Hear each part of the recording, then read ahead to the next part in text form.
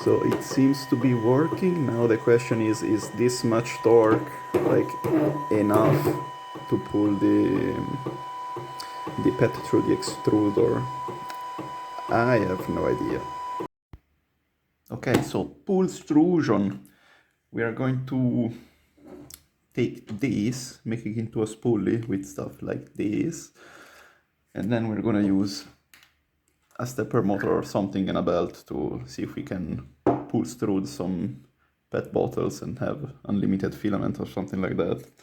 So grab a threading tool. These are M8 screws. I'm gonna probably do a version when you use like M6 or M4 screws, because I understand that nobody has these chunky screws hanging around. I have a fucking full box of those which I need to use, so every time I have the opportunity to stick in a screw, it's gonna be M8 if the dimensions allow it. So just go with the threading tool in the hole. The hole is already pre-threaded a little bit, so it can go in easy, and we just remake the thread slightly to make sure they fit. And once you've done that, should fit in pretty easily. See? We're gonna do the same thing for all the holes here and all these ones, and then we'll attach these to here. Now that we are done with this, we can put in the bearings in our pull lace. The bearing you need is 6 millimeters thick, 22 millimeters outside diameter, and 10 millimeters inside diameter. And this is a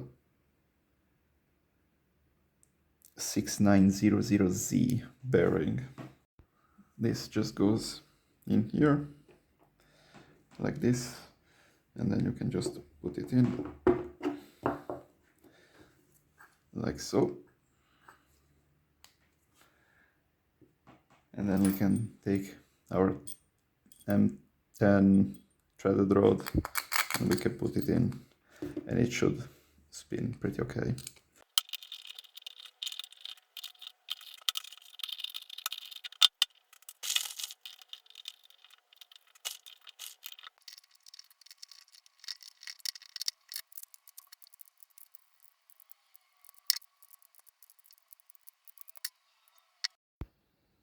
Almost there. What we have to do now is like to drill this and making it like 1.75 millimeters. I don't have a 1.75 millimeters drill bit, so I'm gonna use this one, which is 1.5, and then I can use this 3D printed filament as a gauge to check the dimension of the hole of the extruder here. So I'm gonna do that now.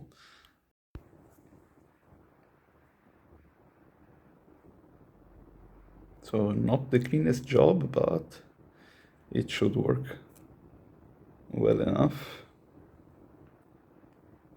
hopefully. Like maybe it's a little bit more large than this, but it shouldn't be a problem since even the filament is not 1.75 exactly, so it's probably going to be okay, hopefully. And now the last thing that it's missing, it's all the electronics, but don't expect a video of me spending like 30 minutes soldering all this. So my PullStruder, maybe I didn't show it well enough earlier, but here I added a 3D printed cover just to keep the belt in from slipping.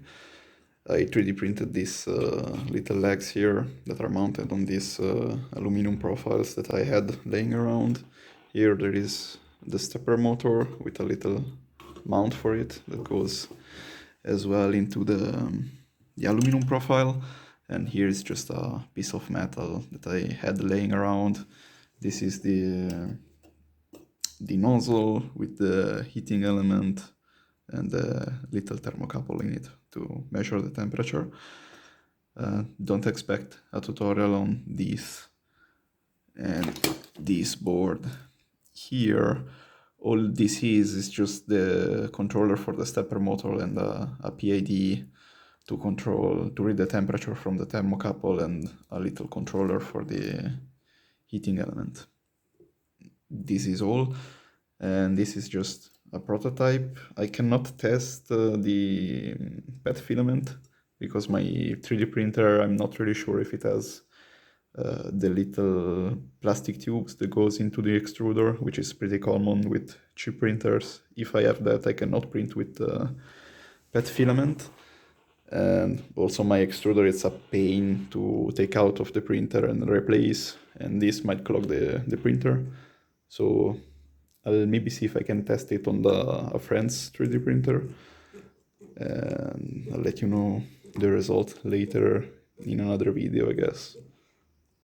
Another thing that I forgot to show, it's this cutter here for the PET bottles. It's pretty simple, but it doesn't work that well. I will probably make a new one maybe with the bearings, as it seems to work better than this version.